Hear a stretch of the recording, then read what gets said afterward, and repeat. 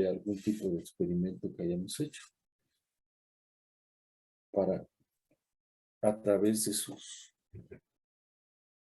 espaciamientos interplanares en la estructura, determinar qué hay en la muestra. Ustedes en termodinámica han de conocer el término fases, una parte bien definida de un sistema. Entonces, la difracción de rayos X nos sirve para poder conocer qué fases están presentes en un material, en nuestro caso nanoestructurado, pero se puede aplicar a materiales que no son nanoestructurados, que son, por ejemplo, microestructurados, e inclusive para monocristales, aquellos materiales que están formados por un solo cristal. Hemos estado viendo esto de difracción de rayos X, las fuentes, lo que consideramos que es la parte central, que es la ley de Bragg, y nos quedamos aquí en determinar la estructura cristalina. Traté de ver el tamaño de los libros y es enorme. No lo puedo subir a la red. Es muy grande. No sé ni cómo bajó. Me lo ha de haber pasado alguno de ustedes, un estudiante. Entonces, no puede subir. Quizás lo lleve y lo deje enfrente de mi oficina en un USB por si alguno puede pasar y distribuir. ¿Alguien de ustedes vive cerca de la unidad de Zacatenco?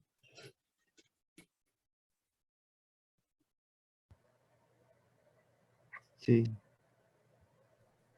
Entonces, ¿saben dónde está el edificio de Ciencia de Materiales? Sí. Cuando uno entra por la Creo que puerta que da a... ¿Cuál es esta calle? ¿Cuánto tiempo de no ir Al diario? Vancomer, ¿no? Enfrente del Vancomer. ¿Cómo se llama esa calle? Es instituto, ¿no? Politécnico. Ah, es IPN, ¿verdad? Sí. Porque ya está viejo, ¿eh? Entonces, sobre IPN hay una puerta que normalmente está cerrada que da al Vancomer, pero esa puerta da derecho a un edificio, el primer edificio de FM, que es estado sólido, física del estado sólido. Y justo a la izquierda, atravesando el pasillo grande que hay ahí, ese es el edificio de Ciencia de Materiales. Espero que lo ubiquen con estos datos. Está entrando por la puerta del Vancomer a la izquierda de Física del Estado Sólido. Por supuesto, enfrente dice Ciencia de Materiales. Suben por la única escalera que hay. Recorren un pasillo de 5 metros a la izquierda y a la izquierda está mi oficina. Entonces, ahí voy a dejar un USB con imágenes, figuras. ¿Cómo se llaman esas cosas? Sí, imágenes de microscopía óptica, también de microscopía de barrido, porque son muchas. A ver si alguien de ustedes puede pasar. Axel, a lo mejor tú o alguien más. Y luego entre ustedes, pues ya distribuirlas, ¿no? ¿Está bien esa idea? Sí, ¿qué días podríamos pasar? Sí, podría Pues ser. yo lo voy a llevar hoy, porque tengo que ir, tengo que estar allá a la 1. El CONACYT no perdona a los chicos que están estudiando maestría o doctorado y quieren que se titulen. Pues ya. Y les hace falta que revisemos avances, cómo van, etcétera. Voy a estar ahí a partir de la 1 y a partir de ese momento va a estar ahí el USB. ¿Ok? Una vez que lo copien, pues a ver si me pueden regresar mi USB, ¿no? ¿De acuerdo? Entonces, a partir de hoy a la 1. Ujú.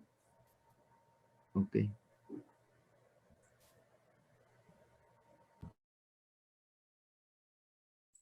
Entonces, los rayos X son una radiación electromagnética que lo que nos da es espaciamientos, ¿verdad?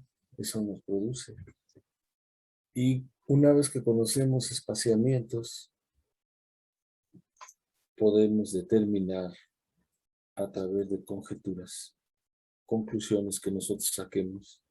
Si veo este y este otro espaciamiento, pues se trata de tal material,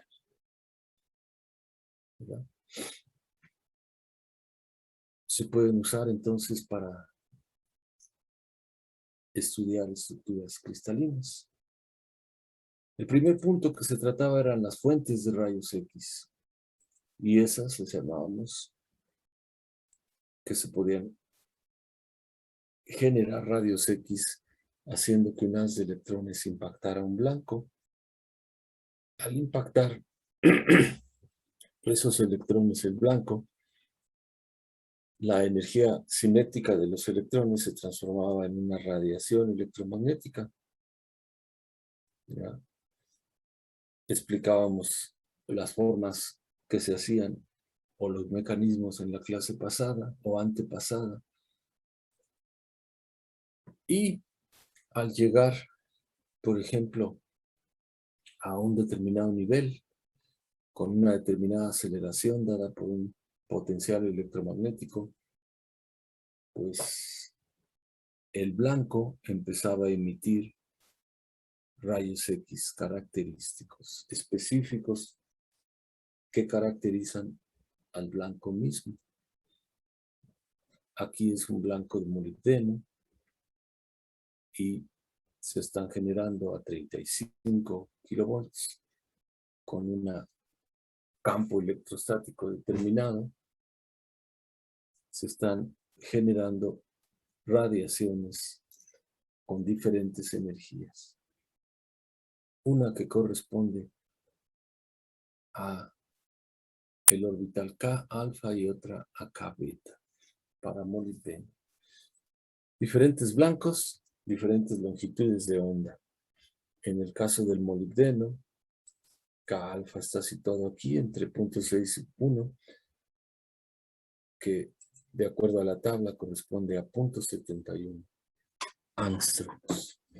Esa es la radiación, la longitud de onda de la radiación que se emite.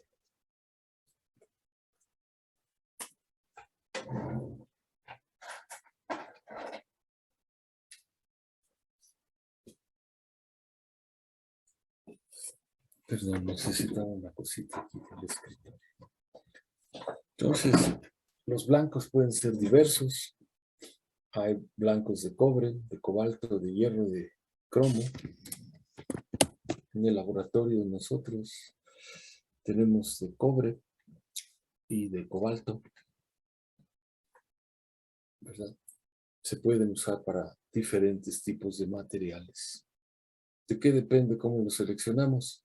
De los espaciamientos y las características de las muestras que se van a investigar. ¿Cuál es el resultado que vamos a obtener? Vamos a obtener resultados en función de espaciamientos, ¿no? Ese va a ser el resultado. Y a partir de eso vamos a conjeturar qué estructuras se tienen y qué fases están presentes en el material. ¿Alguna duda hasta aquí? No. No, profe. No, profesor. Muy bien. Hablábamos que pues cuando llegan los rayos X a una muestra se producen muchas señales. Incluso algo se transforma en calor. Vamos nosotros de repente en el difractómetro a utilizar solamente los rayos X dispersados. dispersión es simplemente una desviación de la trayectoria, un cambio de trayectoria. Puede haber dispersión elástica, que es aquella que conserva la energía, solo se dispersa el fotón, se cambia su dirección. Y puede haber también dispersión inelástica, aquella que hace que pierda energía, ¿verdad? Entonces, si la muestra es suficientemente delgada, pues en algunos casos los fotones de rayos X pueden incluso atravesar la muestra, ¿verdad? Los que vamos a estar usando nosotros para el difractómetro son rayos X dispersados de manera elástica y coherente. Coherente, pues que conserva su longitud de onda y energía, ¿verdad? Entonces, esos son los que pueden usarse, pero pues se generan muchas señales cuando llega la muestra, ¿verdad? Entonces, aquí se muestra un ejemplo de dispersión incoherente como parte de los fenómenos que pueden ocurrir, ¿verdad? Esos son para que pues nosotros no perdamos de vista todo el fenómeno, pero en el difractómetro no se van a estar usando, ¿verdad? Entonces, los rayos X fluorescentes igualmente se describen aquí. Entonces, aquí estamos cómo se generan los rayos X que vamos a estar usando, ¿verdad? Los coherentes desde el punto de vista de su formación. Hay una emisión secundaria con electrones, ¿verdad? De la muestra. Entonces, los rayos incidentes y los rayos que salen, los que se irradian, pues son en esta manera coherentes. Conservan su energía y van en fase. El punto siguiente de cómo se forman los rayos X es cómo los podemos utilizar, sobre la base de qué principio. Y esta base es lo que conocemos como la ley de Planck. En la clase pasada hablábamos de esto. Para que sean coherentes y dispersados elásticamente, pues si entran a un determinado ángulo tienen que salir al mismo ángulo. Son coherentes, ¿no? Tienen que ir en fase. Son elásticos, ¿no? Tienen la misma energía. Si tenemos una estructura en la muestra que está representada por esas líneas verdes, el esquema de entrada y salida se puede representar aquí. Para que vayan en fase, esta distancia extra tiene que tener ciertas características. ¿Cuáles? Pues esta distancia extra tiene que ser un múltiplo de longitudes de onda. ¿Para qué? Para que vayan coherentes y en fase, ¿verdad? No pierdan energía y sigan en fase. Elásticos. Para que la dispersión se vuelva difracción, entonces se necesita una dispersión elástica y coherente. Este es el diagrama general, ¿verdad? Las ondas van en fase al entrar. Para que conserven su fase, esta distancia en la trayectoria de este rayo que va más adentro, tiene que ser un múltiplo, ¿verdad? De la longitud de onda, de otra manera no podría ser. ¿Dudas hasta aquí? No, profesor. No. Muy bien. Entonces esto pues es coherente y elástico y la dispersión se convierte en difracción. Aquí ya no van en fase, es el efecto contrario. No pueden considerarse como difracción, ¿verdad? Entonces,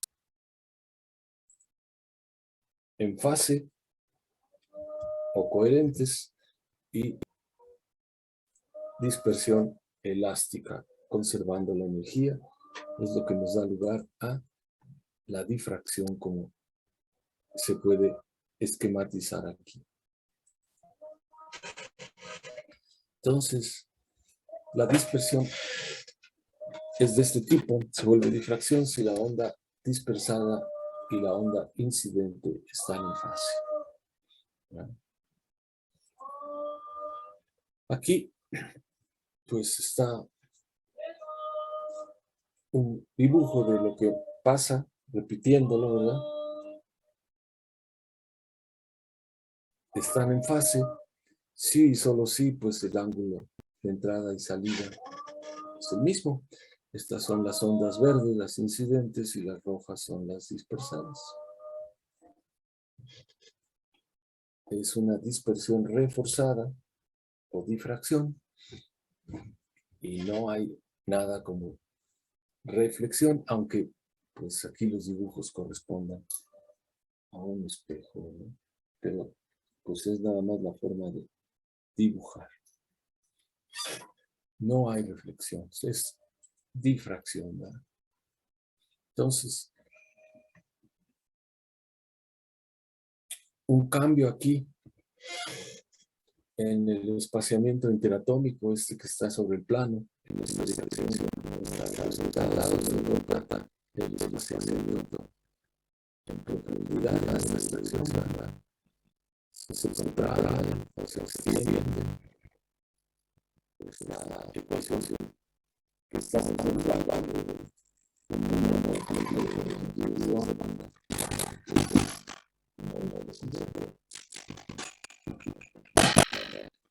contracciones y expansiones. No hay concentraciones, ¿verdad? Entonces, si se había dado a la geometría, recuerda, si resolvemos la ecuación para la geometría, cambio de la estándar, pues nos da precisamente lo que llamamos ley de la en el lambda, en el de reflexión, igualdad a conseguir. Esa es la ley de la que nos estaría marcando para una determinada espaciamiento, el ángulo en el que es la dispersión de una dispersión reforzada,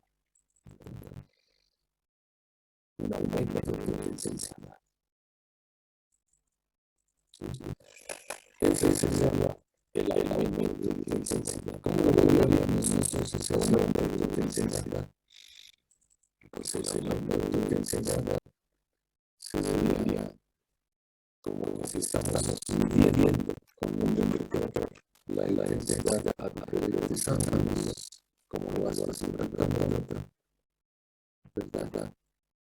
Estamos midiendo, entonces estamos midiendo alguna intensidad y de repente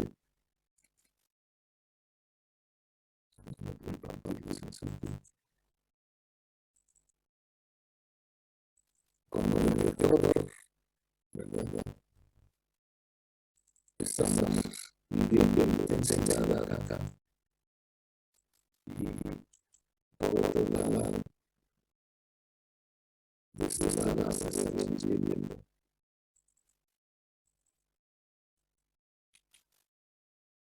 ángulos de dirección, como por ejemplo de los teta, y acá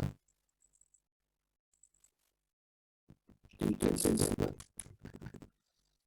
Estamos entonces midiendo qué pasa, cuánta intensidad lleva el detector a diferentes ángulos. Digamos que aquí en 20 grados, empieza un código y también, no sé, digamos, por acá, si es de 20 grados, entonces,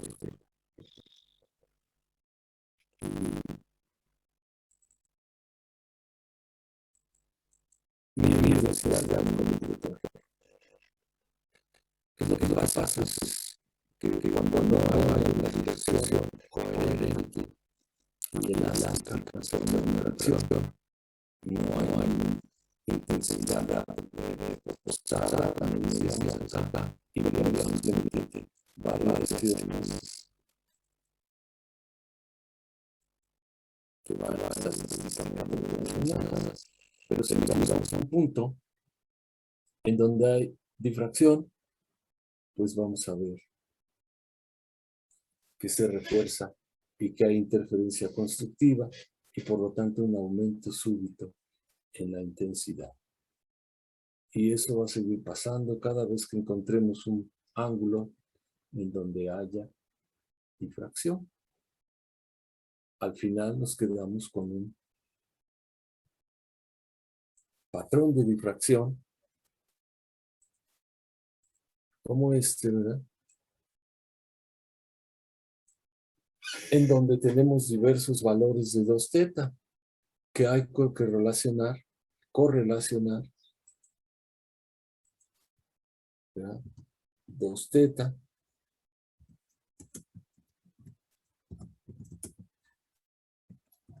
espaciamientos. Y luego esos espaciamientos determinados para cada pico hay que correlacionarlos con alguna estructura cristalina. Al identificar qué estructura cristalina se trata, identificamos la fase o fases presentes en el material. ¿Alguna duda hasta aquí?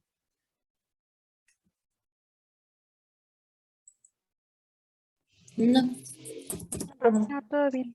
No. Entonces, ¿qué vamos a estar haciendo con el difractómetro? Pues vamos a estar midiendo estas intensidades hasta que encontremos difracción.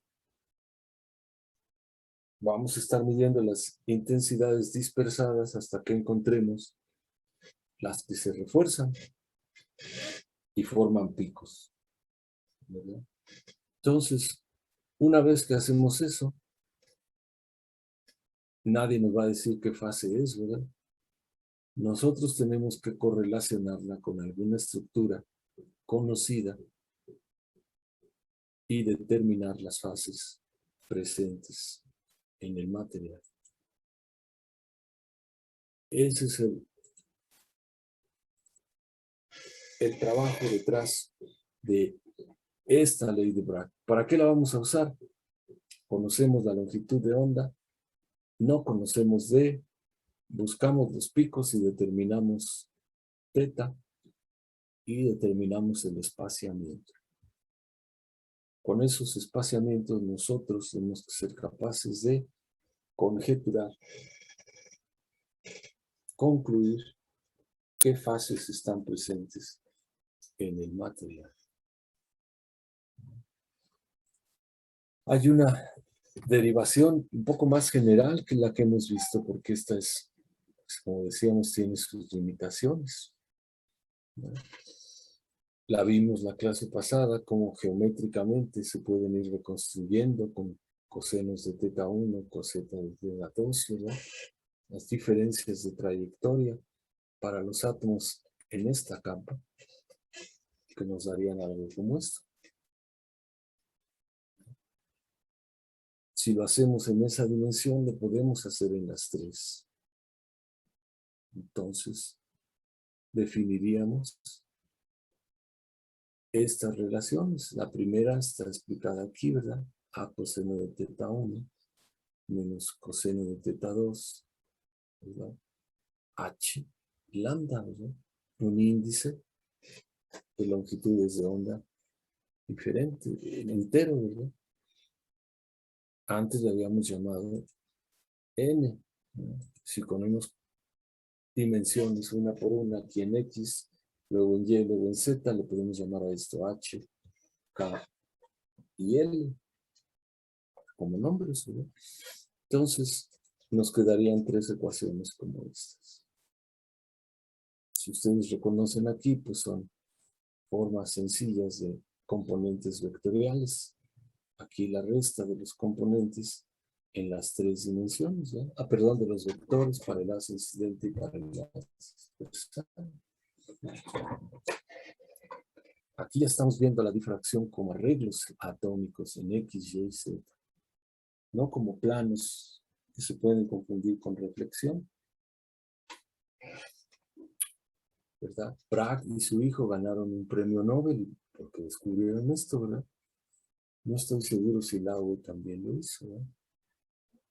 Que fue el que trata la difracción como arreglos atómicos y no como planos que reflejan, ¿verdad?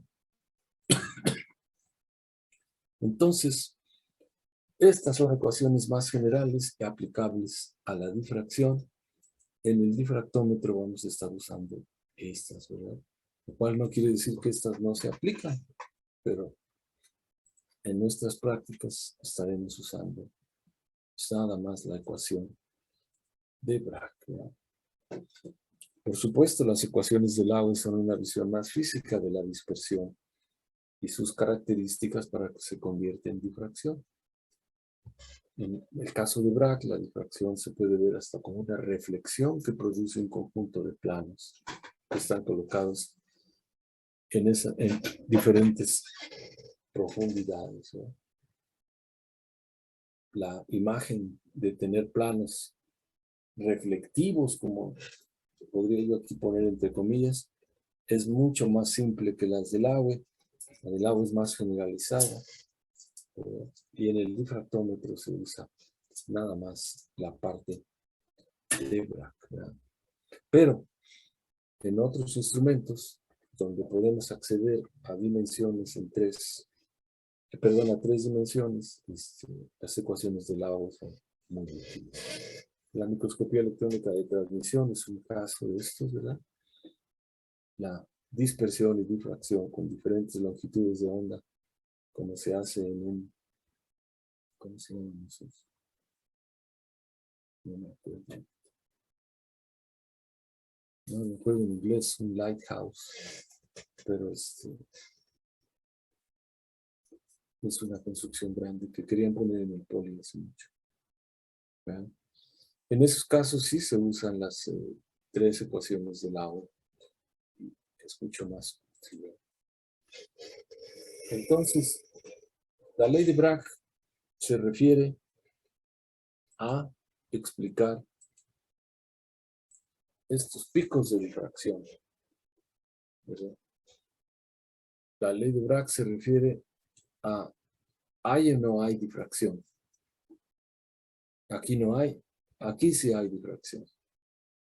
Aquí no hay, aquí otra vez hay difracción. Y con estos datos determinar la estructura. Hay un punto en el que nos quedamos la vez pasada. Cuando hay difracción, que es dispersión coherente y reforzada, podría aparecer una reflexión. No necesariamente. ¿Por qué? Porque nos falta considerar otra cosa, ¿verdad? ¿Qué es lo que nos quedamos? El tipo de celda, el tipo de átomos, el tipo de estructura que está provocando la difracción. Que pongo aquí que es una dispersión coherente y reforzada. Le falta elástico, ¿verdad? No pierde energía, pero pues claro, elástico y coherente es un poquito redundante, pero más vale poner elástica, coherente y reforzada. No es una reflexión, pero así lo tratamos, ocurre en todos los volúmenes, ¿no? En todo el volumen. La reflexión se da con cualquier ángulo. La difracción, que es lo que controla la ley de Bragg, ocurre solo en ángulos específicos. Hasta 100% de la intensidad podría reflejarse, Y en este caso se difracta una pequeña cantidad de la intensidad. Entonces, esta es la ley de Bragg. Se relaciona a D, que es el espaciamiento.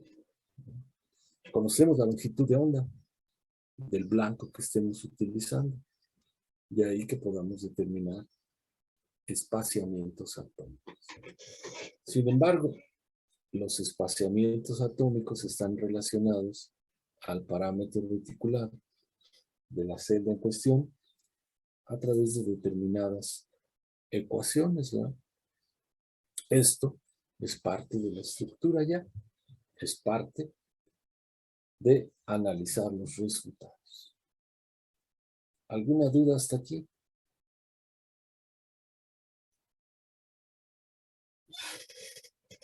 No. No, profesor. No, profe. El orden de la reflexión. Pues si ponemos reflexiones 1, 1, 1, tienen un orden 1. Si tenemos planos 2, 2, 2, pues esas ya son la reflexión de segundo orden de 1, 1, 1. Como se puede ver, ¿eh? Entonces, muchas veces esto ya nos sirve como confirmación de que sí tenemos ahí tal o cual estructura. En este caso, una estructura FCC o cúbica centrada en las caras. Entonces, ahí tenemos la ley de Bragg. ¿Cómo la despejamos para la longitud de onda? La podemos despejar para el espaciamiento, ¿verdad? Y cómo N entra aquí en funciones, ¿verdad? El enésimo orden, ¿verdad? Aquí colocado de manera simbólica. Entonces, para poder interpretar todo esto, habíamos visto en la clase pasada que necesitamos considerar cómo se forma la intensidad de los rayos X dispersados, ¿verdad? ¿De qué estamos hablando? De este pico, ¿verdad? ¿Cómo es que alcanzamos esta altura? ¿Cómo es que alcanzamos esta altura? ¿De qué depende esa intensidad difractada o dispersión coherente y reforzada?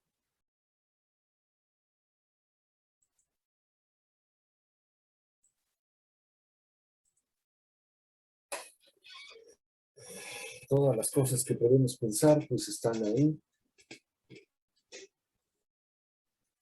Factor de polarización, factor de dispersión atómico y celda unitaria. ¿Qué quiere decir eso? Que los rayos X van a ser dispersados por electrones, que también pueden ser dispersados por el conjunto de electrones y protones y neutrones, por el átomo, ¿verdad? Y que también pueden ser dispersados por el conjunto, como están arreglados, la celda unitaria. Entonces, cada uno de estos va a contribuir a la intensidad de los rayos X dispersados. ¿Sí? A este le vamos a llamar factor de polarización, en el caso del electrón. A este, el factor de dispersión atómico, el que está relacionado con cada átomo. Y a este, el factor de estructura, el que está relacionado al conjunto de los átomos como están colocados en la estructura cristalina del material. Entonces, la intensidad va a depender de eso. ¿Se podría volver cero esa intensidad, colegas?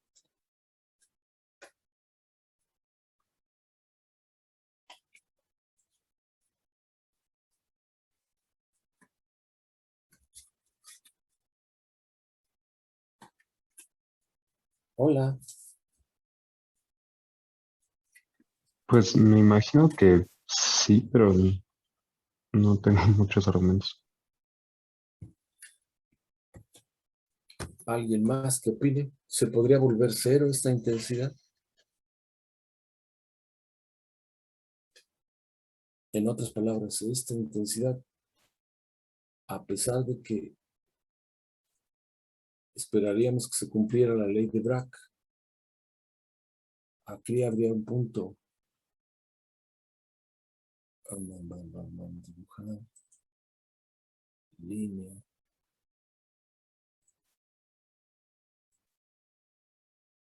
Que no aparece, a pesar de que aquí debería aparecer para la estructura. Se podría volver cero.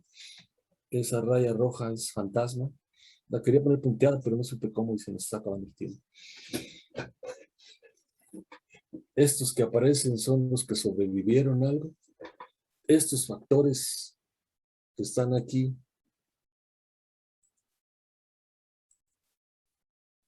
algunos se podrían cero o alguno podría contrarrestar a los otros. De manera que el pico se volviera cero. No se pierda la continuación.